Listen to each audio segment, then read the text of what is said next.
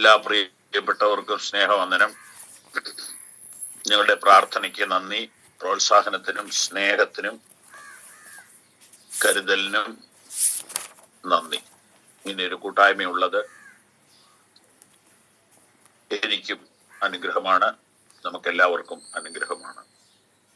ഇതിനെ കൂടുതൽ പേർക്ക് അനുഗ്രഹമാകേണ്ടതിന് നമ്മൾ എല്ലാ വെള്ളിയാഴ്ചകളിലും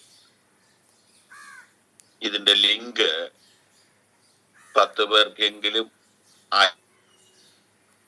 ഓർമ്മപ്പെടുത്തുന്നത് ഒരിക്കൽ അയച്ചാലും മനുഷ്യര്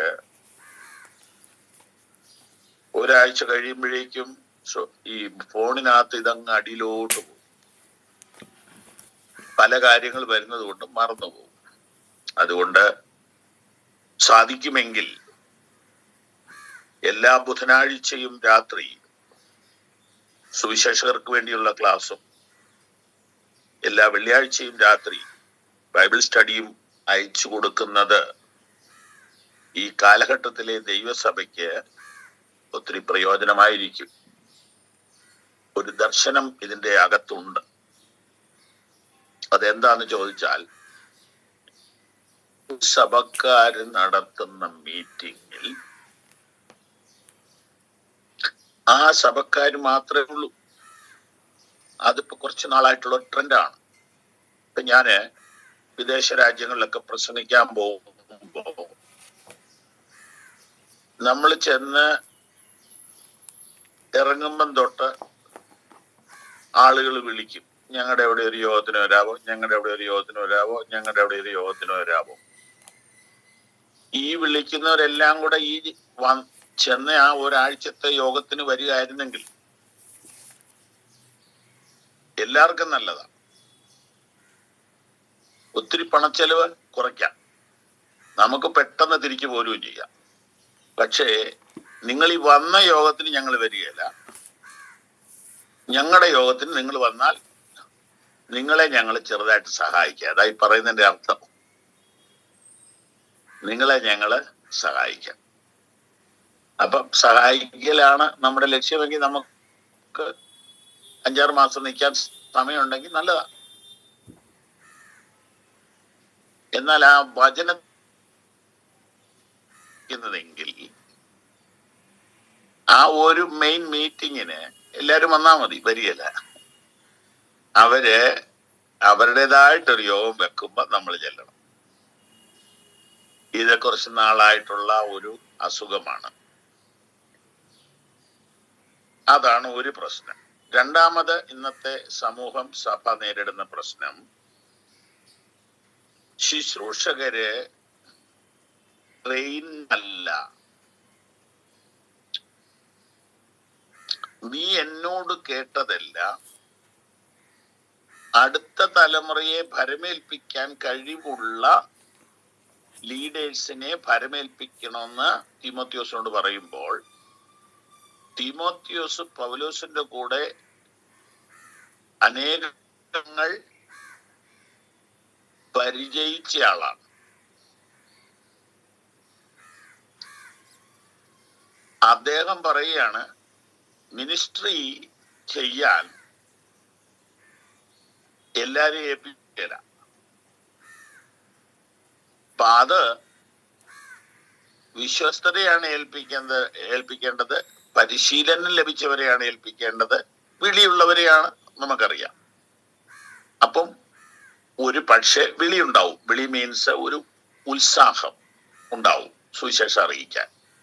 അങ്ങനെയുള്ളവരെല്ലാം പടപടോന്നങ്ങ് പാസ്റ്ററാകും, സഭ തുടങ്ങും.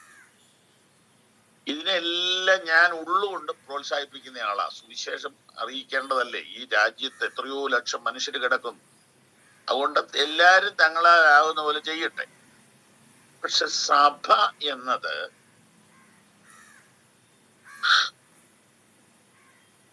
കർത്താവിന്റെ വരവ് വരെ നിലനിൽക്കേണ്ട ഒരു പ്രസ്ഥാനമാണ്. അതായത് ഒരു കോൺക്രീറ്റ് ബിൽഡിങ്ങിന്റെ കാലഘട്ടം 30 കൊല്ലമാണ്. ഒരു കോൺക്രീറ്റ് ബിൽഡിങ്ങിന് എഞ്ചിനീയേഴ്സ് പറയുന്നത് 30 കൊല്ലമാണ്. അതിനുശേഷം ലീക്ക് വന്നാൽ സഹിച്ചോണ്ടാ മതി എന്ന് അതിന്റെ അർത്ഥം. അതിനാണ് പിന്നെ ഈ ഷീറ്റൊക്കെ ഇടുന്നത്. എന്നാൽ ദൈവസഭയുടെ ഗ്യാരണ്ടി 30 കൊല്ലം അല്ല, 300 കൊല്ലവുമല്ല, കർത്താവിന്റെ വരവ് വരെയാണ്. അതുകൊണ്ട് ദൈവസഭ, അതുകൊണ്ട് എന്നാ മാർഗം?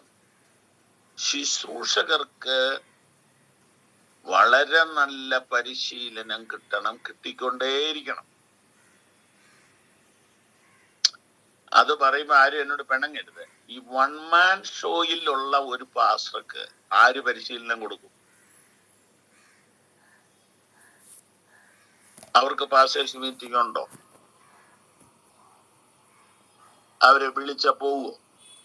അപ്പൊ ഇങ്ങനെയുള്ള അസ്വസ്ഥതകളെല്ലാം മാറും. സൂമിനകത്താണെങ്കിൽ വന്നാലും അറിയത്തില്ല. ഇപ്പൊ വീഡിയോ ഓൺ ചെയ്യണമെന്ന് പറഞ്ഞാലും ഓൺ ചെയ്തില്ലെന്ന് ഓർത്ത് കുഴപ്പമില്ലല്ലോ. ഒരു കുറച്ചു പേരൊക്കെ ഓൺ ചെയ്ത് കഴിയുമ്പം പിന്നെ ഇപ്പോ 8 പേരെ എനിക്ക് കാണാൻ പറ്റുള്ളൂ.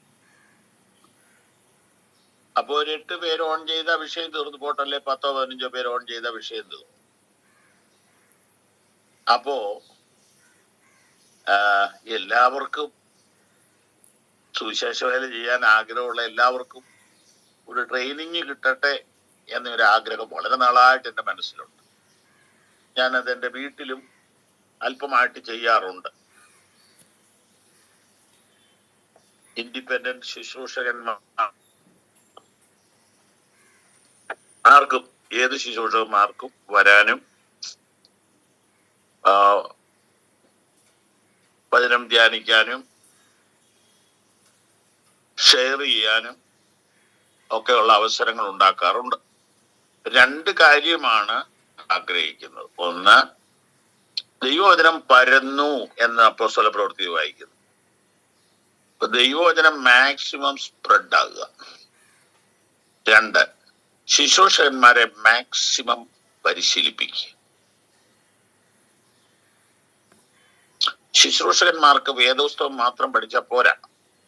ഒരു ചർച്ചിനെ നയിക്കാനായിട്ടും ഉപദേശപരമായിട്ടും ഈ വിശ്വാസികളെ അടുത്ത ലീഡേഴ്സ് ആക്കി മാറ്റാനായിട്ടും ഒക്കെ വലിയ വിഷണറി ആൻഡ് മിഷണറി ആയിരിക്കണം ശുശ്രൂഷകൻ.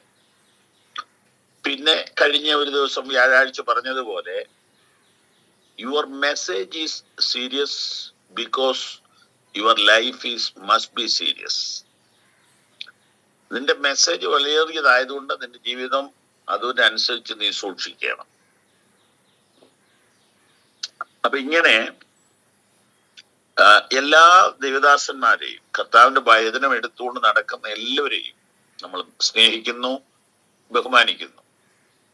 എന്നാൽ അവരെല്ലാവരും തിരുവഴുത്തിൽ ബോധ്യമുള്ളവരാകണം എന്ന് നമ്മൾ ആഗ്രഹിക്കുന്നത് കൊണ്ട് എന്താ പറഞ്ഞു വന്ന മുഖവുര എന്നുകൊണ്ട് പറയാം. എല്ലാ ബുധനാഴ്ചകളിലും എല്ലാ വെള്ളിയാഴ്ചകളിലും നിങ്ങൾക്ക് ഇതിന്റെ ലിങ്ക് 5 പേർക്ക് അയക്കാൻ 1 മിനിറ്റ് മതി, 10 പേർക്ക് അയക്കാൻ 2 മിനിറ്റ് മതി.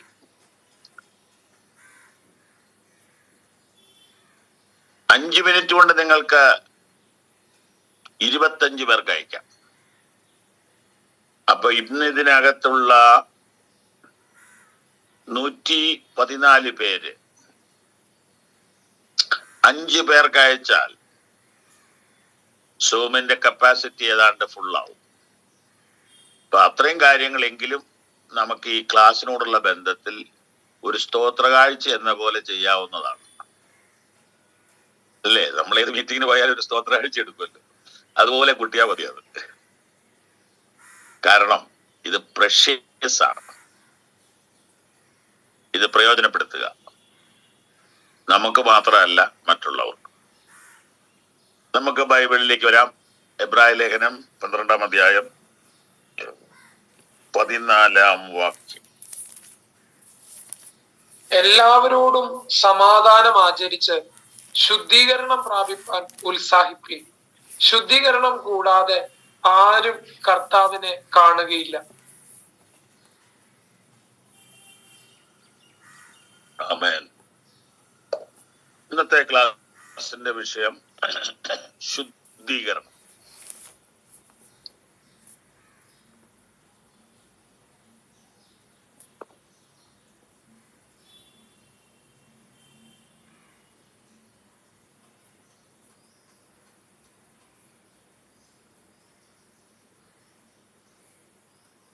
ശുദ്ധീകരണം, സാങ്ക്ടിഫിക്കേഷൻ.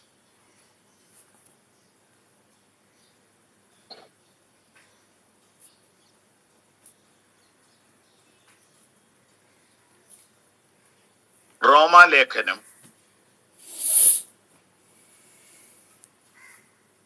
ഈ വിഷയത്തെക്കുറിച്ച് 3 കാര്യങ്ങളാണ് പഠിപ്പിക്കുന്നത്. ഒന്ന്, നീതീകരണം. 2, വിശുദ്ധീകരണം. 3, തേജസ്കരണം അഥവാ മഹത്വീകരണം.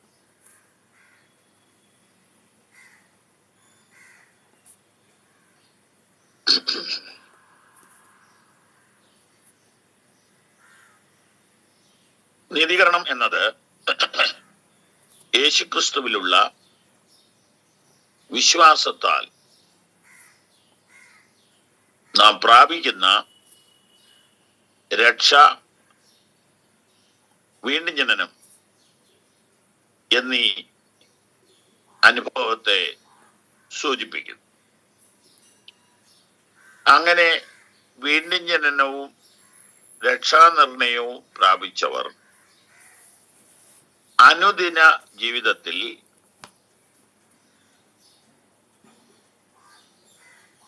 പ്രാപിച്ചെടുക്കേണ്ട അനുഭവമാണ് വിശുദ്ധീകരണം. കർത്താവിന്റെ മടങ്ങിവരവിൽ നമുക്ക് ലഭിക്കുന്ന ശ്രേഷ്ഠമായ അനുഭവമാകുന്നു മഹത്വീകരണം അഥവാ തേജസ്കരണം. നാം ഈ ഭൂമിയിൽ ജീവിക്കുമ്പോൾ തേജസ്സിന്റെ അനുഭവങ്ങളും തേജസ്സേറിയ ശുശ്രൂഷയും പ്രാപിക്കാൻ കഴിയും. എന്നാൽ മഹത്വീകരണം, തേജസ്കരണം എന്ന് തിരുവെഴുത്ത് പഠിപ്പിക്കുന്ന പ്രധാന അനുഭവം കർത്താവിന്റെ മടങ്ങിവരവിലാണ് സംഭവിക്കുന്നത്. നമ്മിൽ വെളിപ്പെടുവാനുള്ള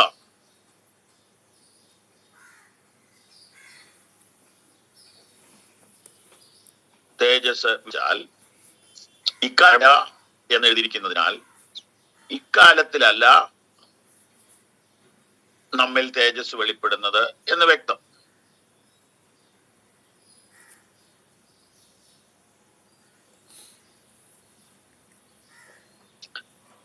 നമ്മുടെ പൗരത്വമോ സ്വർഗത്തിലാകുന്നു. അവിടെ നിന്ന് കർത്താവായ യേശുക്രിസ്തു രക്ഷിതാവായി വരുമെന്ന് നാം കാത്തിരിക്കുന്നു. അവൻ സകലവും തനിക്ക് കീഴ്പ്പെടുത്താൻ കഴിയുന്ന തന്റെ വ്യാപാര ശക്തി കൊണ്ട് നമ്മുടെ താഴ്ചയുള്ള ശരീരത്തെ അവന്റെ മഹത്വമുള്ള ശരീരത്തോട് അനുരൂപമായി രൂപാന്തരപ്പെടുത്തും എന്ന് പറയുന്നത് കർത്താവ് വരുമ്പോഴാണ്. അങ്ങനെ ശ്രദ്ധിക്കാം. അങ്ങനെ നമ്മുടെ രക്ഷയുടെ അനുഭവത്തിനും കർത്താവിന്റെ വരവിനും ഇടയിൽ നാം പ്രാപിച്ചെടുക്കേണ്ട ആത്മീക വളർച്ചയുടെ ശ്രേഷ്ഠമായ അനുഭവത്തെക്കുറിച്ചാണ് ഇന്നത്തെ ക്ലാസ്.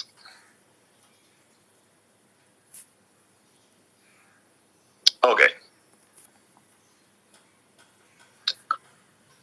ഓഡിയോ ക്ലിയർ ആണോ അതോ കട്ടായി പോകുന്നുണ്ടോ? ഇപ്പൊ ഓക്കെ, ഇടയ്ക്ക് പോകുന്നുണ്ടായിരുന്നു. ഇപ്പൊ ഓക്കെ. അങ്ങനെ തോന്നി. പാട്ട് പാടിയപ്പോ കംപ്ലീറ്റ് പോക്കായിരുന്നു.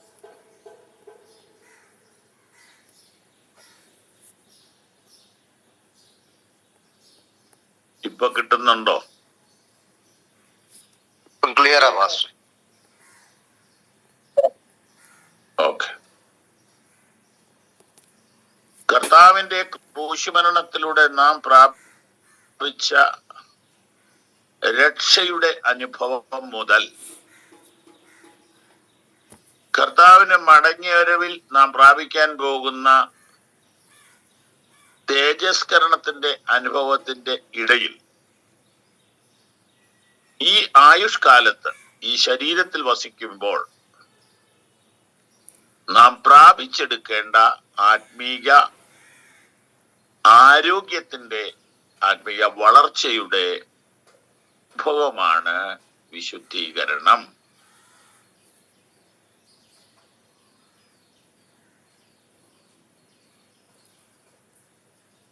ഓക്കെ.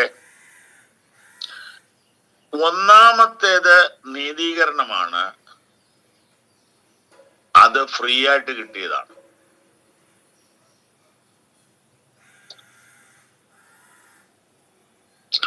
ഒടുവിലത്തേത് തേജസ്കരണമാണ്. അതും ഫ്രീ ആയിട്ട് കിട്ടുന്നതാണ്.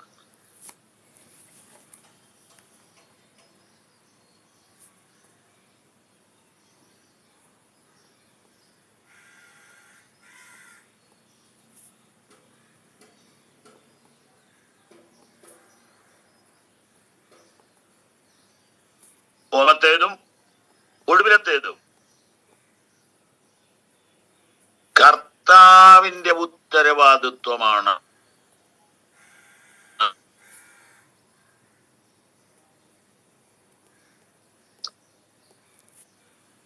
എന്നാൽ ഈ നടുവിലത്തേത് രണ്ടാമത്തേത് നമ്മുടെയും കൂടെ ഉത്തരവാദിത്വം.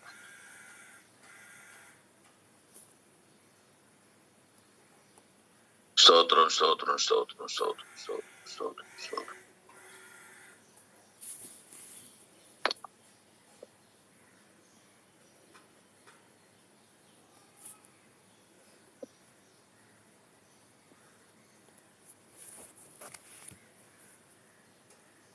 ഒരു മിനിറ്റ്, നെറ്റ് ഒന്ന് റീച്ച് ചെക്ക് ചെയ്യട്ടെ.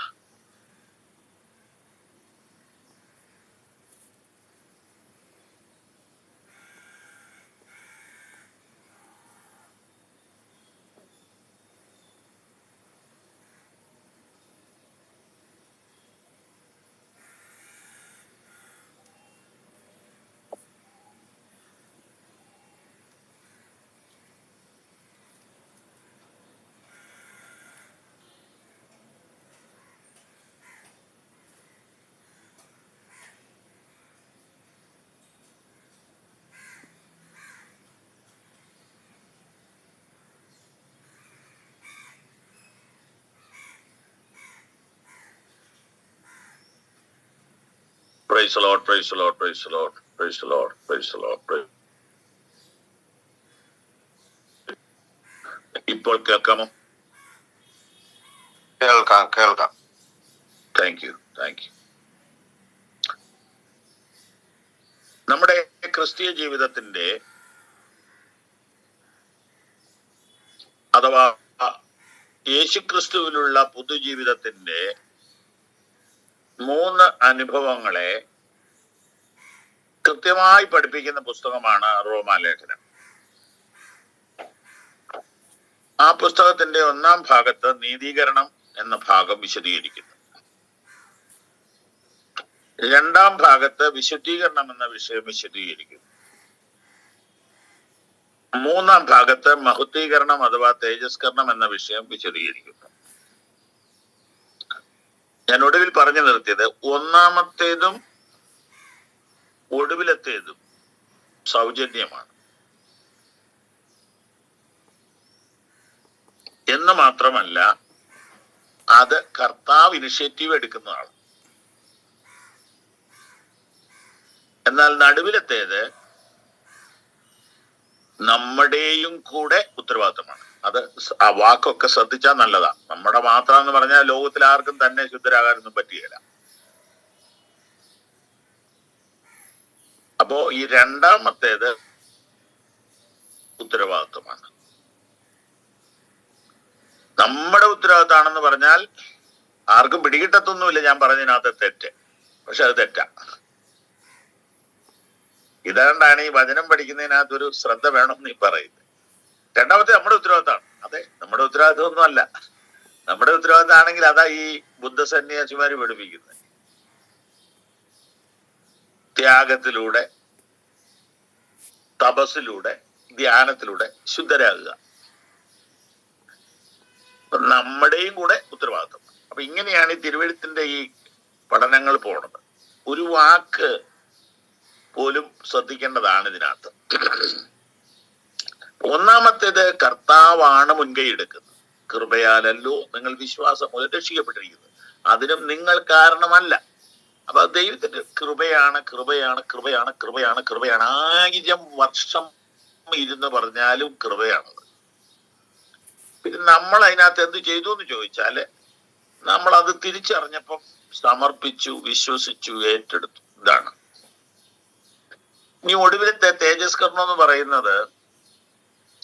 നമ്മുടെ പാട്ടുകൾക്കകത്തൊക്കെ പറന്നിടുമേന്നുണ്ടല്ലോ. പ്രകളെ പോൽ നാം പറന്നിടുമേ പ്രാണപ്രിയൻ വരവിൽ. പാടുന്നതിന് കുഴപ്പമില്ല, നല്ല പാട്ടാണ്, എനിക്ക് ഇഷ്ടമുള്ള പാട്ടാണ്, നല്ല താളമുള്ള പാട്ടാണ്.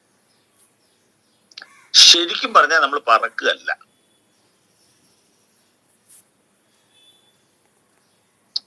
എടുക്കപ്പെടുക.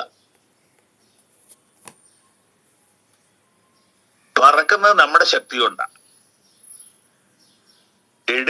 എടുക്കുന്നയാളുടെ ശക്തി കൊണ്ടാണ്. ഈ പണ്ടൊക്കെ ഈ കർത്താവിന്റെ വരവ് ഒരു വലിയ വിഷയമാണല്ലോ, എപ്പോഴും പറയുമായിരുന്നല്ലോ. അപ്പൊ വിശ്വാസികൾ തമ്മിൽ കാണുമ്പോൾ പറയും, ഇച്ചിരി വണ്ണമൊക്കെ കുറയ്ക്കണം കേട്ടോ, പറക്കേണ്ടതാണ്. അത് ഈ വണ്ണം ഇല്ലാത്തവരുടെ കുശുമ്പോട്ട് പറയുന്നേ ഉള്ളു.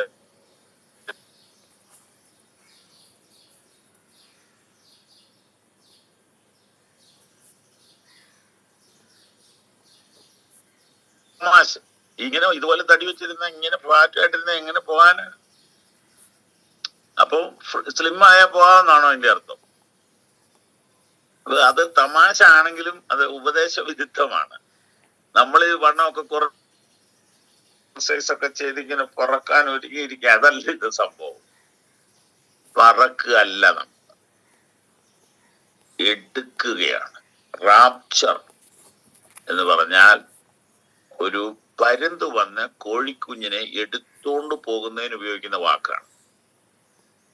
ഇപ്പൊ എടുത്തോണ്ട് പോണ വഴി പരുന്ത് കോഴിക്കുഞ്ഞിനോട് പറയോ, നന്നായിട്ട് പിടിച്ച് പറന്നു നിന്നോണം കേട്ടോ എന്ന് പറയോ? ഇല്ല. എന്നാ പറഞ്ഞാലും കൊണ്ടുവരിക്കും, അതാ വിഷയം. അപ്പൊ ഇതുപോലെ എടുക്കപ്പെടൽ സംഭവിക്കുകയാണ്. അത് എപ്പോഴാ? കണ്ണിമയ്ക്കുന്നതിനിടയിൽ. അപ്പൊ അവിടെ ഇവിടെ പറക്കാനാ, അവിടെ ഇവിടെ പറക്കാനാ.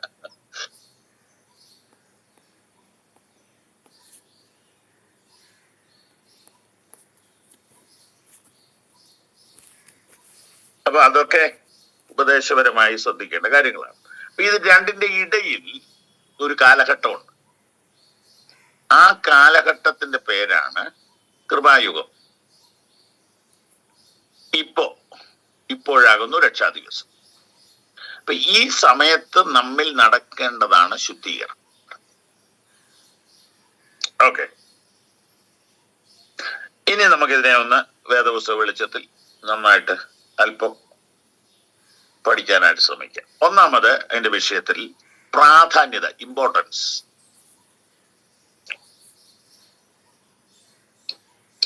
12:14 വീണ്ടും വായിക്കാമോ?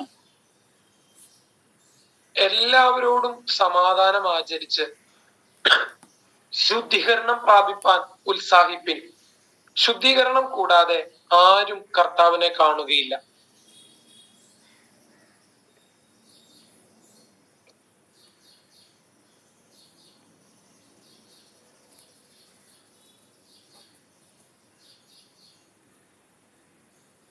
ഇതിന് പ്രാധാന്യത മനസ്സിലാക്കാൻ ഈ ഒരു വാക്യം മതി. വേറെ എന്തൊക്കെ ഉണ്ടെങ്കിലും ശുദ്ധീകരണമില്ലെങ്കിൽ നിങ്ങൾക്ക് റാപ്ചർ മിസ് ചെയ്യും. ശരിയല്ലേ?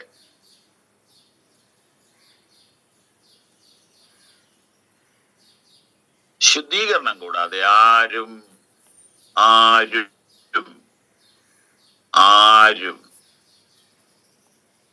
പാസ്റ്റർ, സെന്റർ പാസ്റ്റർ, ഇവാഞ്ചലിസ്റ്റ്, പ്രവാചകൻ, വിശ്വാസികൾ, സ്ത്രീകൾ, പുരുഷന്മാർ, സീനിയേഴ്സ്, ജൂനിയേഴ്സ്, ആരും ശുദ്ധീകരണം കൂടാതെ ആരും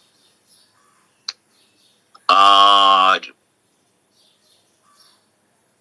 ഈ കാര്യങ്ങൾ നമ്മള് ദൈവജനത്തെ കൂടെ കൂടെ ഓർപ്പിക്കേണ്ടതാണ്. നമ്മൾ കൂടെ കൂടെ ഓർക്കേണ്ടതാണ്.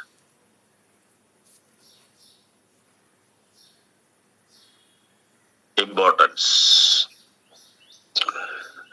വീണ്ടും ഇമ്പോർട്ടൻസ് വെളിപ്പെടുത്തുന്ന മനോഹരമായ വാക്യമാണ് 1 തെസ്സലോനിക്കർ 4:3.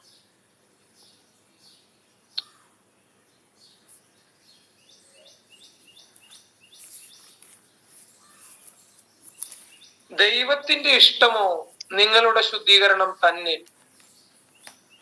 ഓ, തന്നെ എന്നുള്ള വാക്ക് കേട്ടോ, തന്നെ.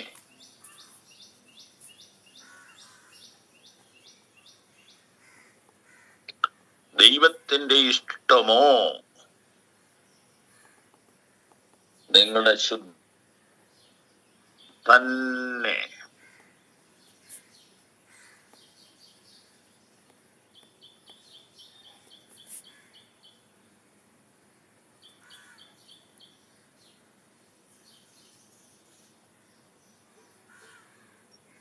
അത് ദൈവത്തിന്റെ പരമമായ ഇഷ്ടമാണ്.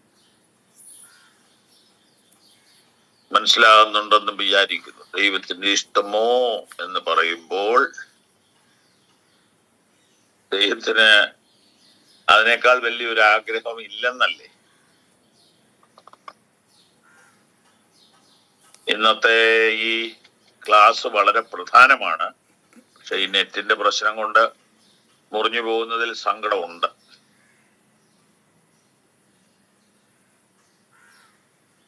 ഇപ്പൊ പറഞ്ഞുകൊണ്ടിരിക്കുന്ന കാര്യത്തിന് ക്ലാരിഫിക്കേഷൻ കിട്ടാൻ 1 തിമോത്തിയോസ് 2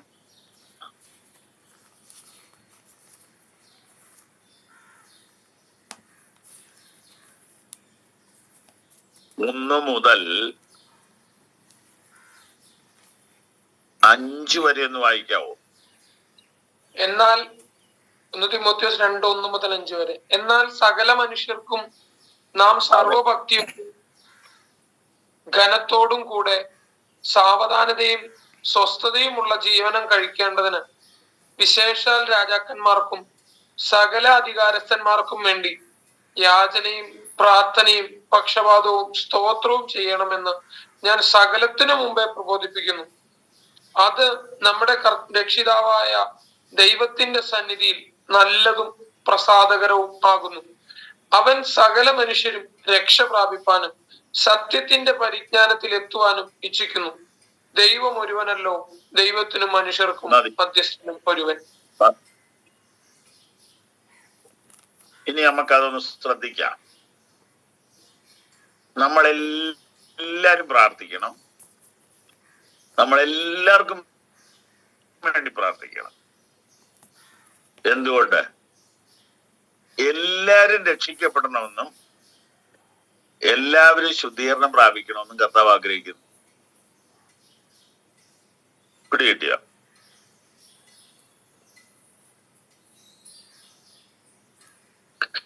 എല്ലാവരും രക്ഷിക്കപ്പെടണമെന്നും എല്ലാവരും സത്യത്തിന്റെ പരിജ്ഞാനത്തിൽ എത്തിച്ചേരണം എന്ന് പറഞ്ഞാൽ നമ്മൾ ഈ പറഞ്ഞു വരുന്ന വിഷയമാണ്.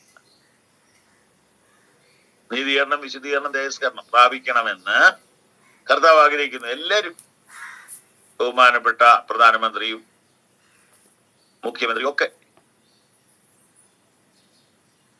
നൈജീരിയയിലും മറ്റും ദൈവമക്കളെ കൂട്ടക്കൊല ചെയ്യുന്ന അവരുൾപ്പെടെ എല്ലാവരും, സകല മനുഷ്യരും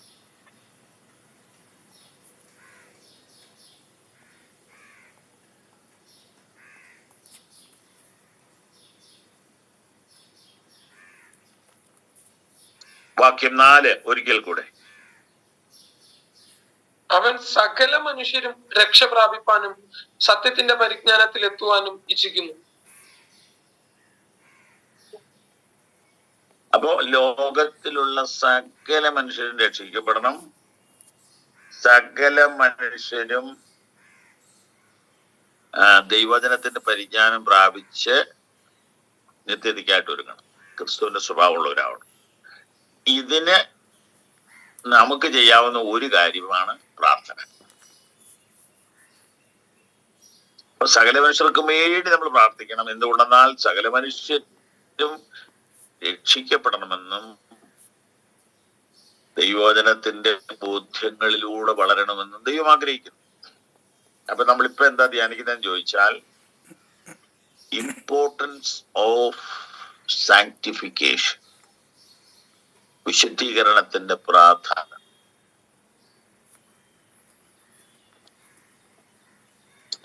ദൈവത്തിന് ഇത് വളരെ പ്രധാനമാണ്. ദൈവത്തിന്റെ ഇഷ്ടമോ നമ്മുടെ ശുദ്ധീകരണം തന്നെ.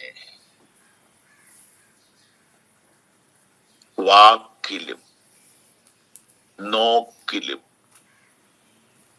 ചിന്തയിലും പ്രവൃത്തിയിലും നാം വിശുദ്ധീകരണം പ്രാപിക്കണം എന്ന് കർത്താവ് ആഗ്രഹിക്കും. സ്തോത്രം, സ്തോത്രം, സ്തോത്രം, സ്തോത്രം, സ്തോത്രം.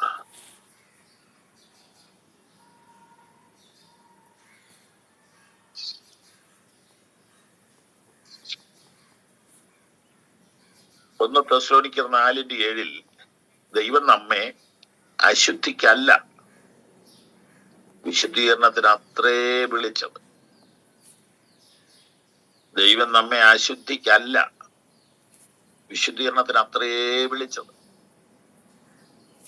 ധന്യത വെളിപ്പെടുത്തുന്ന വാക്യങ്ങളായതല്ല.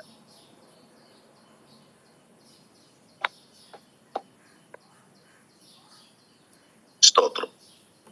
വിശുദ്ധീകരണം ദൈവത്തിന്റെ ഏറ്റവും പ്രധാനപ്പെട്ട വിഷയമാണ്. ദാവീദ് ദൈവത്തിന് പ്രിയനാണ്, പക്ഷെ അശുദ്ധിയെ ദൈവം അംഗീകരിക്കുകയാണ്.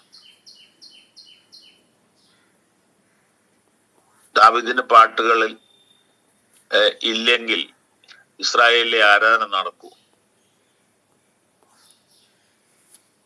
അപ്പൊ ദാവീദിനെ മുടക്കിയ ദൈവത്തിന്റെ പണി പോയില്ലേ? അത് ഞാനൊരു സാധാരണ ഭാഷ പറയുക. പുള്ളിയെ മുടക്കിയാ പിന്നെ ആ പാട്ട് പാടാൻ പറ്റൂ?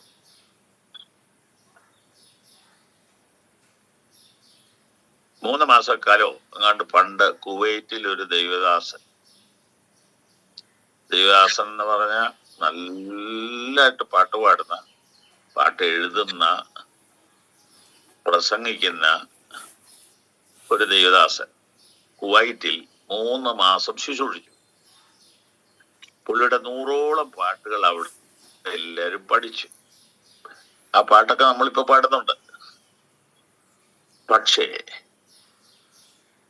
പുള്ളി തിരിച്ച് നാട്ടിൽ വന്നപ്പോൾ പുള്ളിയെ കാണാനില്ല.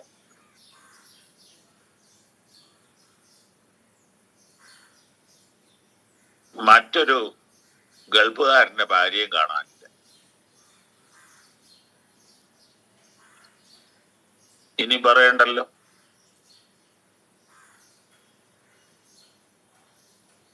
പുള്ളിയുടെ ഭാര്യയും 2 കുഞ്ഞുങ്ങളും അനാഥരായി, ഗൾഫുകാരനും അനാഥനായി. കുവൈറ്റ് സഭ എന്ത് തീരുമാനം എടുത്തെന്നറിയാവോ? ആ ഒരൊറ്റ ഈ ചർച്ചിൽ പാടരുത്. അവര് പാടുക, അവര് തീരുമാനം എടുത്തു. നമ്മളിതൊന്നും അറിയാത്തതുകൊണ്ട് നമ്മൾ പിന്നെ പാടുന്നുണ്ട്. ഞാൻ ചോദിക്കുന്നത്, ദാവീദിനെ ദൈവം മുടക്കിയിരുന്നെങ്കിൽ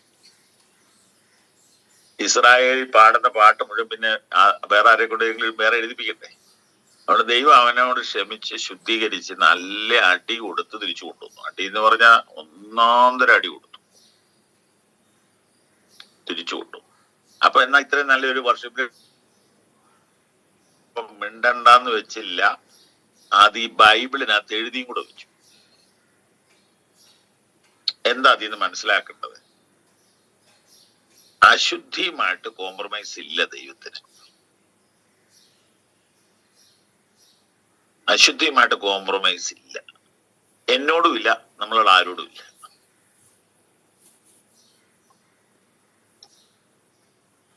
പാപത്തോട് കോംപ്രമൈസ് ഇല്ല. പ്രമാണം ലംഘിച്ചിട്ടുള്ള ഒരു കാര്യത്തോടും ദൈവത്തിന് കോംപ്രമൈസ് ഇല്ല. ഇത് ഞാൻ നിങ്ങളെ കുറ്റം പറയാനോ ഇടിച്ചു താത്താനോ പറഞ്ഞുകൊണ്ട് കാര്യമില്ല. എന്റെ ജീവിതത്തിലാണ് ഇത് ഞാൻ ആദ്യ പാലി. അപ്പൊ നമ്മുടെ വിഷയം ഒന്നുകൂടെ വ്യക്തമാക്കാനാണ് ഇത്രയും മുഖവുരയിലേക്ക് പോയത്. പ്രാധാന്യത. ഓക്കെ, ഇനി രണ്ടാമത് നമ്മൾ ഈ വിഷയത്തിൽ ധ്യാനിക്കാൻ പോകുന്നത് അതിന്റെ മാനദണ്ഡം, അളവുകോൽ.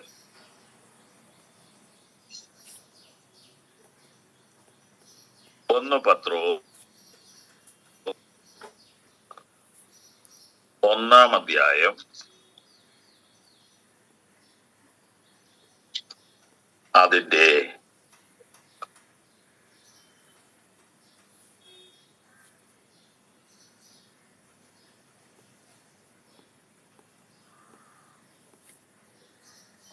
14, 15, 16 വാക്യങ്ങൾ വായിക്കാം. പണ്ട് നിങ്ങളുടെ അജ്ഞാന കാലത്ത് ഉണ്ടായിരുന്ന മോഹങ്ങളെ മാതൃകയാക്കാതെ നിങ്ങളെ വിളിച്ച് വിശുദ്ധനൊത്തവണ്ണം അനുസരണമുള്ള മക്കളായി എല്ലാ നടപ്പിലും വിശുദ്ധരാകുവിൻ. ഞാൻ വിശുദ്ധരാകയാൽ നിങ്ങളും വിശുദ്ധരായിരിപ്പിൻ എന്നെഴുതിയിരിക്കുമല്ലോ. 2 വാക്കുകൾ ശ്രദ്ധിക്കുക. നിങ്ങളെ വിളിച്ച വിശുദ്ധന് ഒത്തവണ്ണം, അതാണ് അളവ് പോലെ. നിങ്ങളെ വിളിച്ച വിശുദ്ധന് ഒത്തവണ്ണം. രണ്ടാമത്തെ പദപ്രയോഗം ഞാൻ വിശുദ്ധനായിരിക്കയാൽ.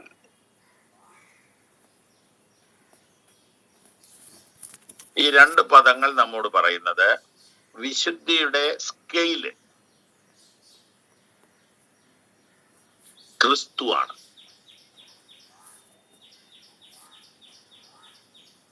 സ്തോത്ര സ്തോത്ര സ്തോത്ര സ്തോത്ര സ്തോത്ര സ്തോത്ര സ്തോത്ര. യേശുവെ പോലെയാകുവാൻ, യേശുവിൻ വാക്കു കാക്കുവാൻ, യേശുവെ നോക്കി ജീവിപ്പാൻ ഇവയെ കാക്ഷിക്കുന്നു ഞാൻ. യേശുവേ നിന്റെ രൂപമേ എന്റെ കണ്ണുകൾക്കെത്ര സൗന്ദര്യം, ശിഷ്യനാകുന്ന എന്നെയും അങ്ങേ പോലെ ആക്കണം മുഴുവൻ. വാക്യങ്ങൾ എടുത്താല് ഫിലിപ്പിയർ 2 പറയുന്നത് നമുക്ക് നല്ലവണ്ണം അറിയാം. ക്രിസ്തുയേശുവിലുള്ള അതേ ഭാവം തന്നെ നിങ്ങളിലും ഉണ്ടായിരിക്കട്ടെ.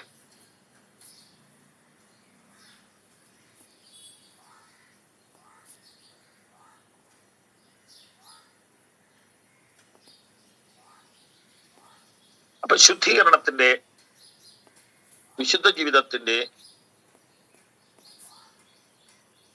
മാനദണ്ഡം ക്രിസ്തുവാണ്.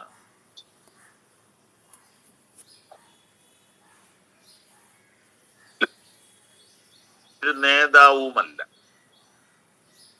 ക്രിസ്തുവാണ്.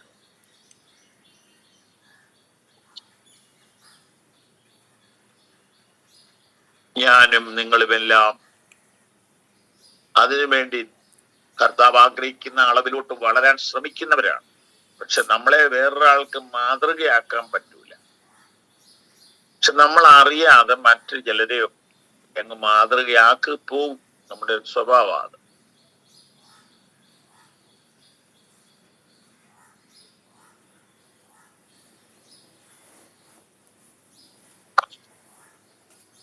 അവരുടെ നല്ല സ്വഭാവങ്ങളും നല്ല പ്രവർത്തനങ്ങളും നമ്മള് മാതൃകയാക്കുന്നത് നല്ലതാണ്. പക്ഷെ അവരുടെ ന്യൂനതകൾ നമ്മളെ സ്വാധീനിക്കരുത്. അതുകൊണ്ട് നമ്മൾ കർത്താവിനെ മാതൃകയാക്കുക. വിശുദ്ധിയുടെ മാനദണ്ഡം ക്രിസ്തുവാണ്, ക്രിസ്തു മാത്രം. മൂന്നാമത്തെ ടോപ്പിക്ക്, ഈ വിഷയത്തോടുള്ള ബന്ധത്തിൽ മൂന്നാമത്തെ അധ്യായം, വിശുദ്ധിക്കുള്ള മാർഗം.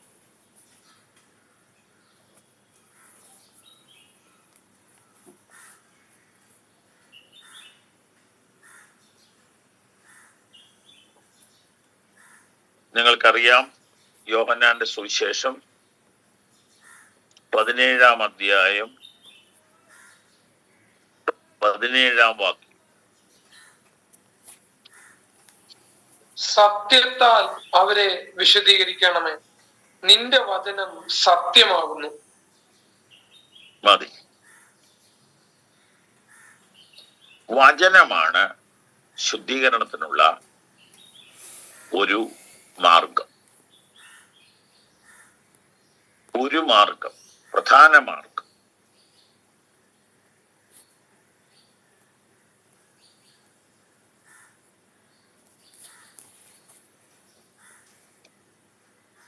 യോഹന്നാന്റെ സുവിശേഷം 15-ാം അധ്യായം 2-ാം വാക്യം,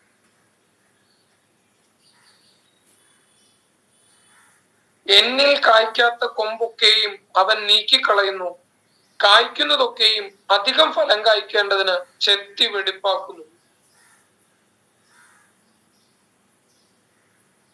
ഞാൻ നിങ്ങളോട് സംസാരിച്ച വചനം നിമിത്തം, അത് 3-ാം വാക്യമാണോ? 3-ാം വാക്യം, ഞാൻ നിങ്ങളോട് സംസാരിച്ച വചനം നിമിത്തം നിങ്ങൾ ഇപ്പോൾ ശുദ്ധിയുള്ളവരാകും. അപ്പോ ശുദ്ധീകരണത്തിന്റെ മാർഗം തിരുവചനം.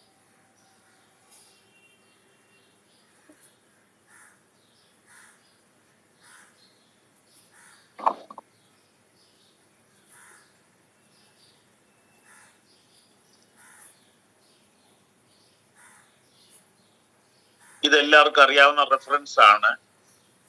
എന്നാൽ അതിന്റെ ഒരു പ്രായോഗിക വശം നമുക്ക് ഒന്ന് ധ്യാനിക്കണ്ടേ. ഈ വചനം എങ്ങനെയാ നമ്മളെ ശുദ്ധീകരിക്കുന്നത്? വചനം നമ്മുടെ വീട്ടിൽ ഇരുന്നാൽ ശുദ്ധീകരിക്കൂ? ഇപ്പോ ഒരു സൈസ് വൈബ്രേറ്റർ ഇറങ്ങിയിട്ടുണ്ട്. നമ്മുടെ പ്ലഗിൽ കുത്തി വെച്ചാല് വീടിന്റെ പരിസരത്തെങ്ങും ഒരു എലി വരികയില്ലെന്നാ പറഞ്ഞു. എലിക്ക് ഭയങ്കര പരസ്യമാണ്. അതിങ്ങനെ ഒരു ചെറിയ ഒച്ച കേൾപ്പിക്കും. അപ്പൊ അതിന്റെ ഒച്ച വരുമ്പോ ഈ എലിക്ക് ഹാർട്ട് അറ്റാക്ക് വരുമെന്നൊക്കെ അവരുടെ പരസ്യം.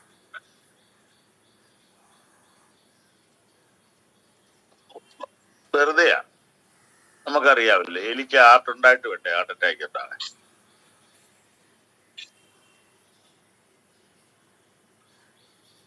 അതുപോട്ടെ, നമ്മുടെ വിഷയം ബൈബിള് വീട്ടിൽ കൊണ്ട് വെച്ചാൽ ഒന്നും നടക്കുകയില്ല, ഒന്നും സംഭവിക്കും. പാറ്റ ഗുളിയ അലമാരിക്കകത്ത് ഇട്ടാൽ അലമാരിക്കകത്ത് പാറ്റ കയറുകയെന്ന് പറയുന്നു. നേരാണോ നുണയാണോ? ഞാൻ ഇട്ട് വെക്കാറില്ല, കാരണം അതിന്റെ മണം ഒരു വല്ലാത്ത മണം.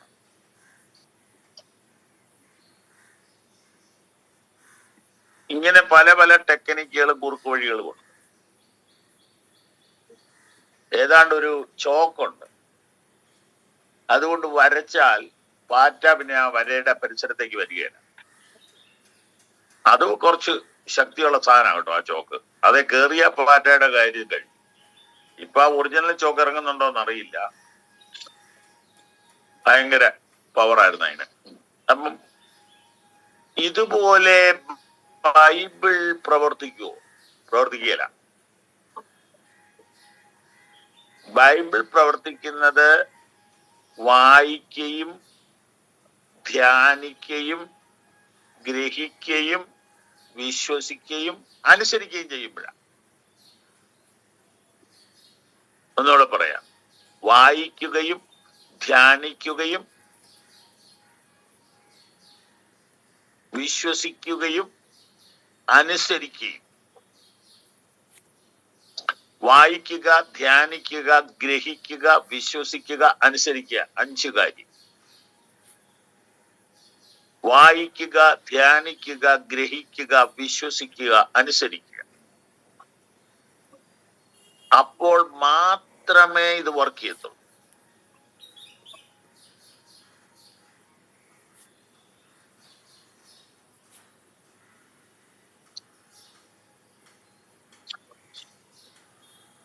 അപ്പൊ വചനത്താലുള്ള ശുദ്ധീകരണം എങ്ങനെ പ്രാപിക്കും?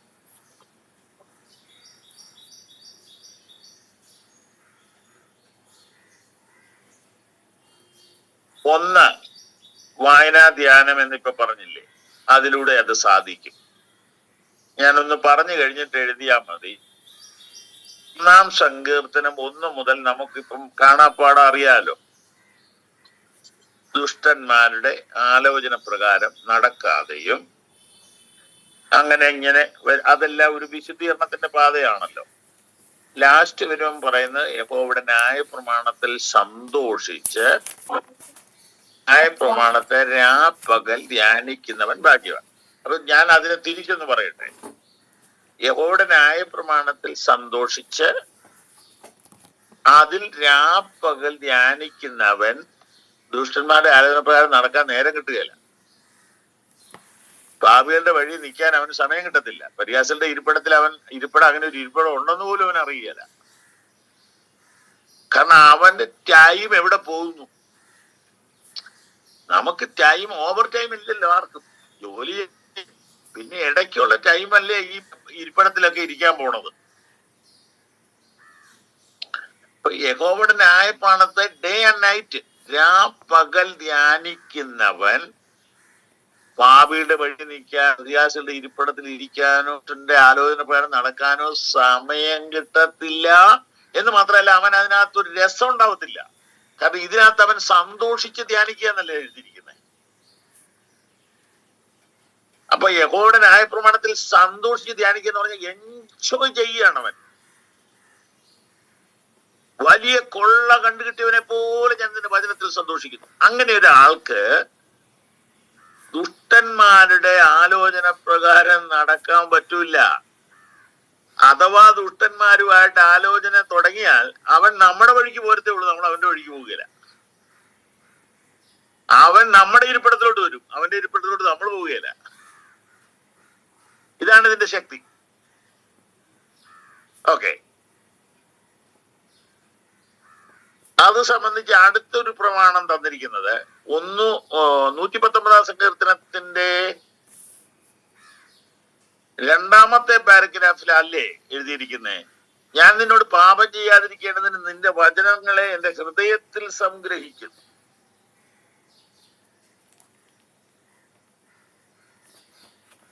പതിനൊന്നാം വാക്യം, ഞാൻ നിന്നോട് പാപം ചെയ്യാതിരിക്കേണ്ടതിന് നിന്റെ വചനത്തെ ഹൃദയത്തിൽ സംഗ്രഹിക്കുന്നു. കണ്ടോ? അപ്പൊ രാപ്പകൽ ധ്യാനിക്കുന്നു, ഹൃദയത്തിൽ സംഗ്രഹിക്കുന്നു എന്ന് പറഞ്ഞാല് ഹൃദയം എന്ന് ഉദ്ദേശിക്കുന്ന നമ്മുടെ മൈൻഡാണ്.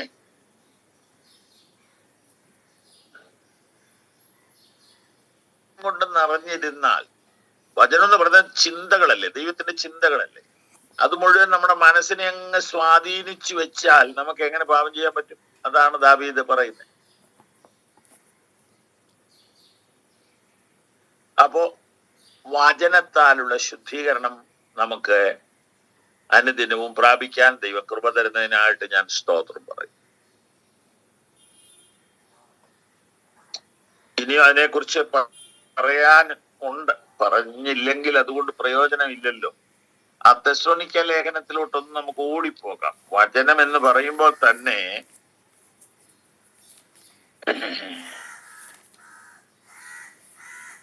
1 തെസ്സലോനിക്കർ 1:6 നോക്കിയാട്ടെ. ആ സുവിശേഷം സർവ്വലോകത്തിലും എന്ന പോലെ നിങ്ങളുടെ അടുക്കലും എത്തി. നിങ്ങൾ ദൈവകൃപയെ യഥാർത്ഥമായി I'm sorry.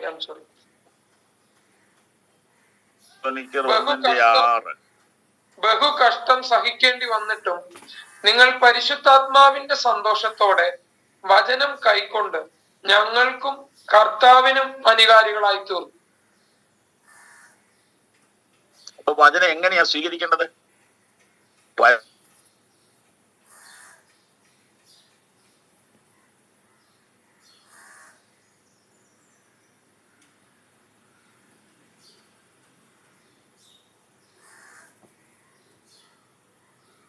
വചനമായി മാത്രമല്ല, ശക്തിയോടും പരിശുദ്ധാത്മാവോടും ബഹുനിശ്ചയത്തോടും കൂടിയായിരുന്നു നിങ്ങളുടെ അടുക്കൽ വന്നത്.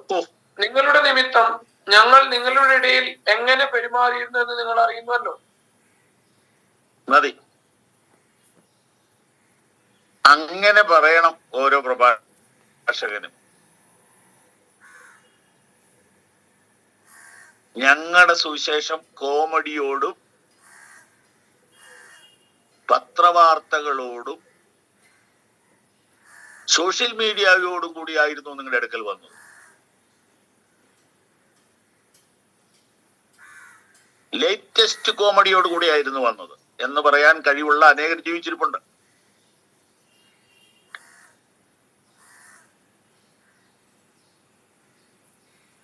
പക്ഷേ ഇങ്ങനെയുള്ളവർ ജീവിച്ചിരിപ്പുണ്ടോ എന്നറിയണം. ഞങ്ങളുടെ വചനം, സുവിശേഷം വചനമായി മാത്രമല്ല, ശക്തിയോടെയായിരുന്നു. വിത്ത് പവർ. അതിനകത്ത് പരിശുദ്ധാത്മാവ് ഉണ്ടായിരുന്നു. Holy spirit. With confidence.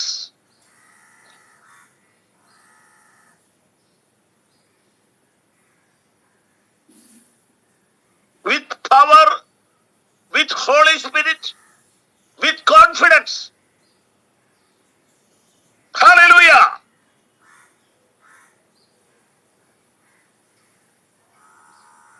അങ്ങനെയാണ് വചനം പങ്കുവയ്ക്കേണ്ടത്. കേൾക്കേണ്ടത് എങ്ങനെയാണ്?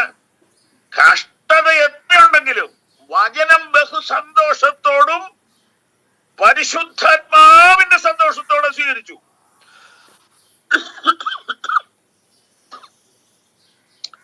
പരിശുദ്ധാത്മാവിൽ പ്രസംഗിച്ചാൽ പരിശുദ്ധാത്മാവിൽ സ്വീകരിക്കാൻ പറ്റും. ബുദ്ധിയിൽ പ്രസംഗിച്ചാൽ ബുദ്ധിയിൽ സ്വീകരിക്കാൻ പറ്റും. കോമഡിയിൽ പ്രസംഗിച്ചാൽ കോമഡിയിൽ സ്വീകരിക്കാൻ പറ്റും.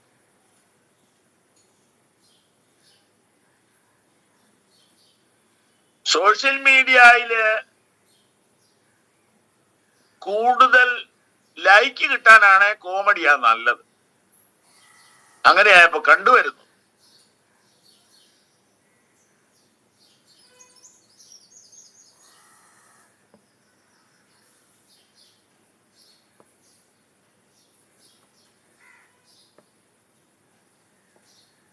അപ്പോ വചനത്താലുള്ള ശുദ്ധീകരണത്തിന്റെ ഒരു ലെവലാണ് ഈ പറഞ്ഞു വരുന്നത്. വായിക്കുക, ധ്യാനിക്കുക, ഗ്രഹിക്കുക, വിശ്വസിക്കുക, അനുസരിക്കുക എന്ന് ആദ്യം പറഞ്ഞു. വീണ്ടും നമ്മൾ കണ്ടത് സംഗ്രഹിക്കുക. വീണ്ടും നമ്മൾ കണ്ടത് ആത്മനിറവിൽ അത് സ്വീകരിക്കുക, കേൾക്കുക.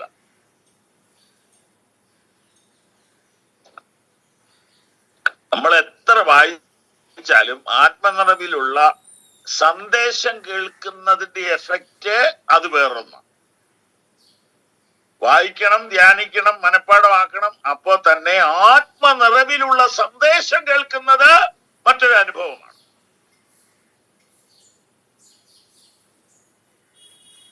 വചനം ആത്മാവിൽ പങ്കുവെക്കുമ്പോൾ അത് ശരിക്കും പ്രവചനമായി മാറുക.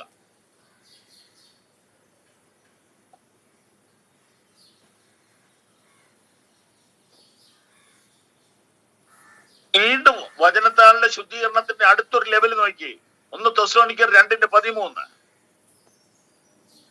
ഞങ്ങൾ പ്രസംഗിച്ച ദൈവവചനം നിങ്ങൾ കേട്ടു, മനുഷ്യന്റെ വചനമായിട്ടല്ല, സാക്ഷാലാകുന്നത് പോലെ ദൈവവചനമായിട്ട് തന്നെ കൈക്കൊണ്ടതിനാൽ ഞങ്ങൾ ദൈവത്തെ ഇടപെടാതെ സ്തുതിക്കുന്നു.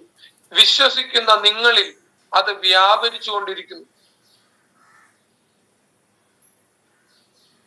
അതാ സംഭവം. വ്യാപരിക്കണം. അപ്പോഴേ ഈ ശുദ്ധീകരണം നടക്കത്തുള്ളൂ. വ്യാപരിക്കുക എന്ന് പറഞ്ഞാൽ വർക്ക് ചെയ്യണം.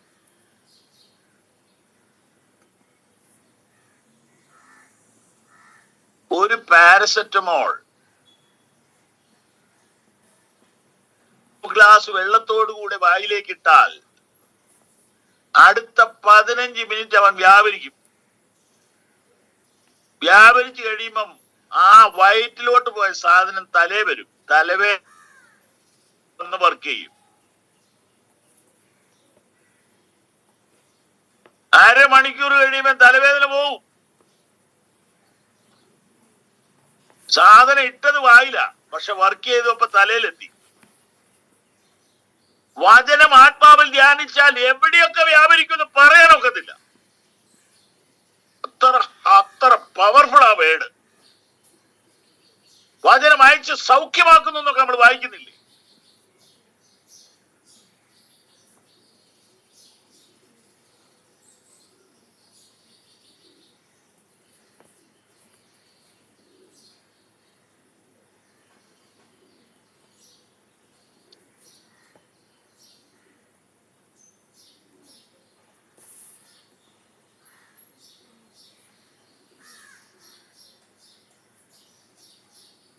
ശുദ്ധീകരണത്തിനുള്ള മാർഗം അതാണ് മൂന്നാമത്തേത്. അതിൽ ഏറ്റവും പ്രധാനപ്പെട്ടത് വചനമാണ്.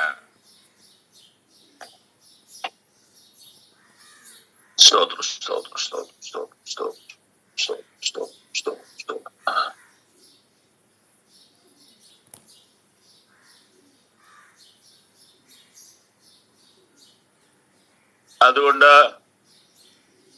ഈ കൂട്ടത്തിൽ ഇരിക്കുന്ന ദൈവദാസന്മാരെ, നമ്മുടെ വചനശുശ്രൂഷയെ പറ്റി നമുക്ക് ഇങ്ങനെ പറയാൻ പറ്റുമോ? ഞങ്ങളുടെ സുവിശേഷം വചനമായി മാത്രമല്ല. അത് ഞാനിപ്പോ ഇവിടെ എടുത്തില്ല, അത് നിങ്ങൾ തന്നെ ചിന്തിക്കണം. വചനമായി മാത്രമല്ലെന്ന് പറഞ്ഞാൽ എന്നാ?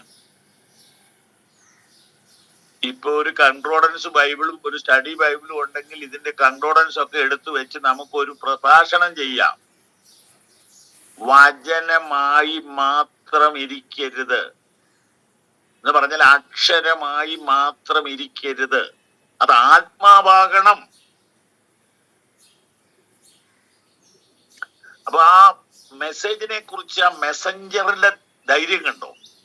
നമ്മുടെ വ്യാഴാഴ്ചത്തെ പ്രോഗ്രാമിന്റെ പേര് മെസ്സേജ് ടു ദ മെസ്സഞ്ചേഴ്സ് ആണ്. നോക്കൂ, മെസ്സഞ്ചറിന്റെ ധൈര്യം കണ്ടോ? എനിക്ക് നല്ല ഉറപ്പുണ്ട്. അതിന്റെ കൂടെ പവർ ഉണ്ടായിരുന്നു, അതിന്റെ കൂടെ ഹോളി സ്പിരിറ്റ് ഉണ്ടായിരുന്നു. എനിക്ക് നല്ല നിശ്ചയമുണ്ടായിരുന്നു.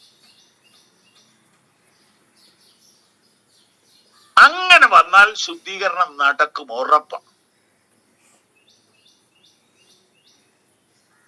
ഒരു ഉദാഹരണം പറഞ്ഞ് അവസാനിപ്പിക്കാം. വേറെ മാർഗങ്ങളുണ്ട്, ദൈവം അനുവദിച്ചാൽ അടുത്ത എടുക്കാം. ഞങ്ങളുടെ പ്രയർ 40 days ഇന്നലെ തീർന്നു. മിനിഞ്ഞാണ് 39ാമത്തെ ദിവസം. 74 വയസ്സുള്ള ഒരു മനുഷ്യൻ ശിശുഴിച്ചുകൊണ്ടിരിക്കുന്നു. ഉച്ചക്കത്തെ സമയമായപ്പോ കർത്താവിന്റെ തേജസ് അതിശക്തമായി ജനത്തിന്റെ മധ്യേ വ്യാപരിച്ചു. ഒരു സഹോദരി, അവര് വിദ്യാഭ്യാസമുള്ള നല്ല പെൻഷൻ വാങ്ങുന്ന ഒരു സഹോദരിയാണ്, അത്രേ പറയുന്നുള്ളൂ, ആളെ അറിയാതിരിക്കാൻ വേണ്ടി. അവര് ഈ ദൈവദാസന്റെ അടുത്തേക്ക് പോയി പ്രാർത്ഥിക്കാൻ ആഗ്രഹിച്ചു വരുമ്പോ നേരെ എന്റെ അടുത്തോട്ട് വന്നിട്ട് പറഞ്ഞു, പാസ്റ്റർ, എനിക്കൊരു കാര്യമൊന്ന് പറയാനുണ്ട്. കഴിഞ്ഞ 20 കൊല്ലമായി ഞാൻ എൻ്റെ ഭർത്താവുമായിട്ട് ഭയങ്കര കയ്പാണ്. ഞാൻ എത്ര പ്രാർത്ഥിച്ചാലും എൻ്റെ മനസ്സിനകത്ത് ആ കയ്പിങ്ങനെ തള്ളി നിൽക്കുകയാണ്. ഇന്ന് ദൈവം എന്നോട് ശക്തമായിട്ട് ഇടപെട്ടു. എന്താ ഇടപെടാൻ കാരണം? ആ വചനത്തോടുകൂടി ആ ദൈവദാസന് ഒരു അനുഭവം പറഞ്ഞു. അദ്ദേഹം മരുന്നെടുക്കുകയില്ലാത്ത ഒരു ദൈവദാസനാണ്. അദ്ദേഹത്തിന് പാൻക്രിയാസ് പണിമുടക്കി. ഒരു പ്രവാചകൻ പ്രവചിച്ചു പറഞ്ഞു, നിന്റെ മനസ്സിൽ കെട്ടിക്കിടക്കുന്ന ഒരു പക ദൈവം കാണിക്കുന്നുണ്ടല്ലോ എന്ന് പറഞ്ഞു. പുള്ളി പറഞ്ഞു സത്യമാണ്.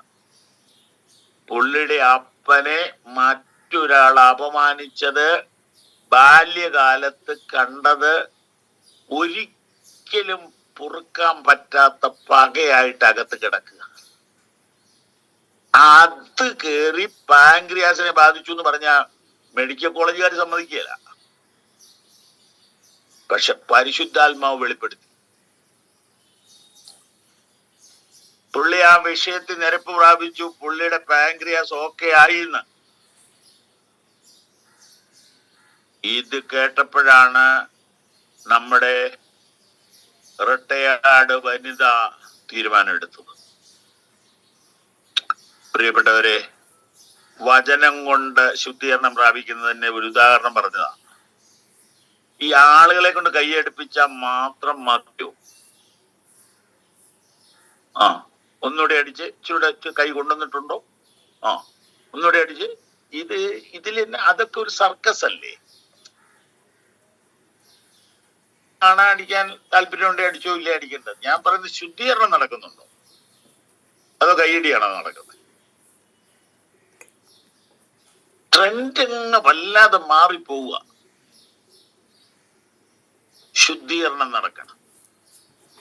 കണ്ണുകളടയ്ക്കാം, പ്രാർത്ഥിക്കാം. പകൽക്കാലം നമുക്ക്